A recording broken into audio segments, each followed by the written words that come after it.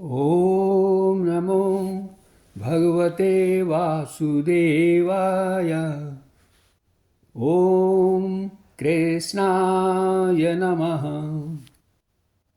हरे कृष्ण साथियों, पिछले वीडियो में हमने इस सृष्टि की रचना तथा यज्ञ रूपी कर्तव्यों के विषय में चर्चा की। आज हम चर्चा करेंगे कि यज्ञ से देवताओं को प्रसन्न करके मनुष्य परम कल्याण को कैसे प्राप्त हो सकता है। इस संबंध में श्री भगवान क्या कह रहे हैं, आइए सुनते हैं भगवद गीता अध्याय 3 का यह श्लोक। देवान भावयतानेन ते देवा भावयन्तु वः परस्परं भावयन्तः श्रेयः प्रम्वाप्स्यथ। अर्थात इस यज्ञ के द्वारा तुम देवताओं को प्रसन्न करो और वे देवता तुम्हें प्रसन्न करेंगे। इस प्रकार एक दूसरे को प्रसन्न करते हुए तुम परम कल्याण को प्राप्त हो सकोगे। अब हम इस श्लोक की विस्तृत व्याख्या करेंगे। साथियों, इस असीमित ब्रह्मांड का यह संसार एक सीमित भाग है और इस संसार के भूभाग का एक छोटा सा भाग, एक छोटा सा हिस्सा है कोई एक देश, जैसे भारत है, अमेरिका, चीन आदि हैं। किसी भी देश के विभिन्न कार्यों का संचालन वहाँ की सरकारें अपने मंत्रियों, अधिकारियों आदि के माध्यम से करती है। इस तरह ब्रह्मांड और संसार के विभिन्न कार्यों का संचालन भी तो कोई शक्ति अवश्य ही कर रही है। तो फिर वह शक्ति कौन है? वह शक्ति है परम शक्तिमान ईश्वर अर्थात भगवान श्री कृष्ण। श्री भगवान से शक्तियाँ प्राप्त कर अनेक देवता इस ब्रह्मांड और संसार के कार्यों को करते हैं। जिस तरह किसी देश में अलग अलग विभागों के अलग अलग मंत्री होते हैं, अधिकारी होते हैं, उसी तरह इस ब्रह्मांड और संसार के विभिन्न कार्यों का उत्तरदायित्व श्री भगवान ने अलग अलग देवताओं को सौंपा है। उदाहरण के रूप में जल की व्यवस्था के लिए वरुण देव हैं, तो वायु की आपूर्ति के लिए पवन देव हैं। इसी तरह पृथ्वी है, वर्षा, अग्नि आदि कितनी ही व्यवस्थाएं हैं। इन सभी की जिम्मेवारी भी अलग अलग देवताओं पर हैं। ये सभी देवतागण श्री भगवान से अधिकार प्राप्त ब्रह्मांड और संसार के प्रशासक हैं।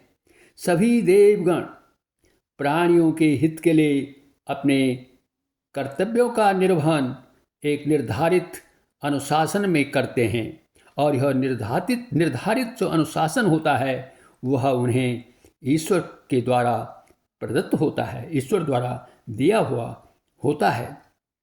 इसलिए हम मनुष्यों से भी अपने यज्ञ रूपी कर्मों से देवताओं को प्रसन्न करना चाहिए। मनुष्यों को भी अपने कर्म इस तरह से करने चाहिए जिससे कि देवता उनसे प्रसन्न हो सकें। जैसे हम जानते हैं कि वृक्ष है, लता, इन सभी में स्वाभाविक रूप से ही फल फूल लगते हैं, लेकिन यदि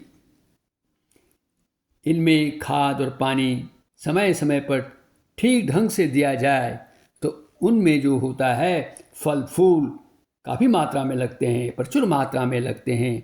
इसी प्रकार यज्ञों से और पूजन से भी देवता प्रसन्न होते हैं और वे फिर क्या करते हैं, वे मनुष्यों को सभी आवश्यक सामग्री प्रदान करते रहते हैं।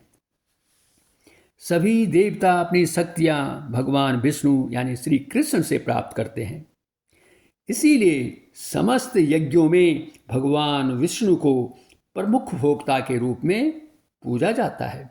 इससे सभी देवता भी प्रसन्न हो जाते हैं। यह ठीक वैसे ही है जैसे वृक्ष की जड़ों में पानी देने से वह उसकी सभी शाखाओं में पहुंच जाता है। और स्कंद पुराण में भी कहा गया है कि विष्णु भगवान की उपासना से ही सभी देवताओं की उपासना भी हो जाती है। यज्ञों को संपन्न करने से हमें अनेक लाभ होते हैं। हम इस भवबंधन से मुक्ति प्राप्त कर सकते हैं। यज्ञ से हमारे सारे कर्म पवित्र हो जाते हैं। शास्त्रों में कहा गया है कि यज्ञ से मनुष्य के खाद्य पदार्थ शुद्ध हो जाते हैं।